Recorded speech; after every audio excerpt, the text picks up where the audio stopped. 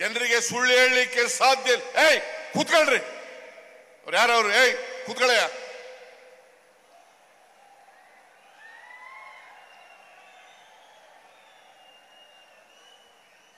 ಏಯ್ ಪೇಟ ಕೂತ್ಕೋ.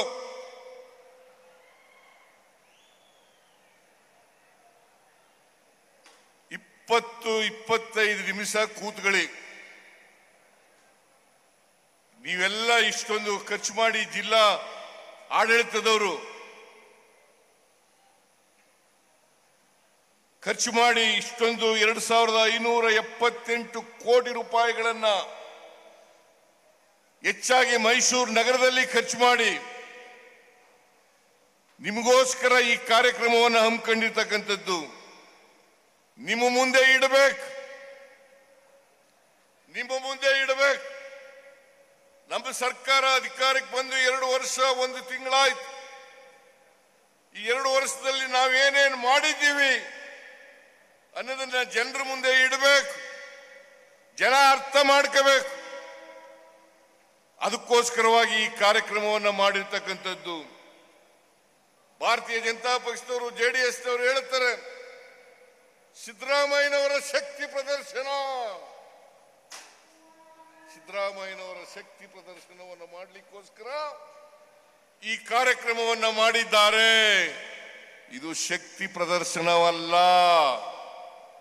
ಅಭಿವೃದ್ಧಿಯ ಶಕ್ತಿಯನ್ನು ನಿಮ್ಮ ಮುಂದೆ ಇಡ್ಲಿಕ್ಕೋಸ್ಕರವಾಗಿ ನಾವು ಮಾಡಿರ್ತಕ್ಕಂಥ ಕಾರ್ಯಕ್ರಮ ಅಂತಕ್ಕಂಥದ್ದನ್ನು ಹೇಳಲಿಕ್ಕೆ ಬಯಸ್ತಾ ಇದ್ದೇನೆ. ಮತ್ಸರ ಇರಬೇಕು, ಆದರೆ ಈ ಮಟ್ಟದಲ್ಲಿ ಮತ್ಸರ ಇರಬಾರದು. ಬಿಜೆಪಿಯವರು, ಜೆಡಿಎಸ್ನವರು ಇದಾರಲ್ಲ, ಅವರು ಸಹಿಸ್ಕೊಳ್ಳಕ್ಕಾಗಲ್ಲ. ಅವರು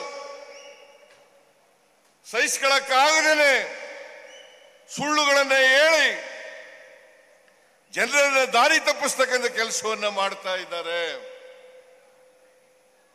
ನಾನು ಹೇಳ್ತೀನಿ, ನೀವು 5 ವರ್ಷ ಅಧಿಕಾರದಲ್ಲಿದ್ರಿ.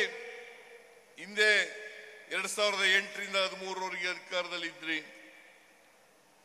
ಆಮೇಲೆ 2019ರಿಂದ 23ರವರೆಗೂ ಅಧಿಕಾರದಲ್ಲಿದ್ರಿ. ನೀವು ಮೈಸೂರು ನಗರಕ್ಕೆ ಏನ್ ಮಾಡಿದ್ರಿ? ನಮ್ಮ DK ಶಿವಕುಮಾರ್ ಹೇಳ್ತಾ ಇರ್ತಾರೆ, ಸಾಕ್ಷಿ ಗುಡ್ಡ ಬಿಟ್ಟೋಗಿದ್ದೀರಾ. ಏನ್ ಸಾಕ್ಷಿ ಗುಡ್ಡ ಬಿಟ್ಟೋಗಿದ್ದೀರಪ್ಪ ನೀವು? ಏನಾದ್ರು ಮಾಡಿದ್ರೆ ಹೇಳಿ.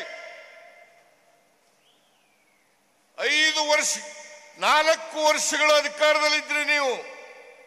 ಅದು ಜನರ ಆಶೀರ್ವಾದದಿಂದ ನೀವು ಅಧಿಕಾರಕ್ಕೆ ಬಂದದ್ದಲ್ಲ. 2008ರಲ್ಲಿ ಅಧಿಕಾರಕ್ಕೆ ಬಂದದ್ದು, 2023ರಲ್ಲಿ ಅಧಿಕಾರಕ್ಕೆ ಬಂದದ್ದು ಅಲ್ಲ, 2018ರಲ್ಲಿ ಅಧಿಕಾರಕ್ಕೆ ಬಂದದ್ದು. ನೀವು ಹಿಂಬಾಗಲಿಂದ ಬಂದಿದ್ದೀರ ಹೊರತು ಜನರ ಆಶೀರ್ವಾದವನ್ನು ಪಡ್ಕೊಂಡು ಅಧಿಕಾರಕ್ಕೆ ಬಂದಿಲ್ಲ. ಆಪರೇಷನ್ ಕಮಲ ಮಾಡಿ ಅಧಿಕಾರಕ್ಕೆ ಬಂದಿರತಕ್ಕಂಥದ್ದು ಇವರು.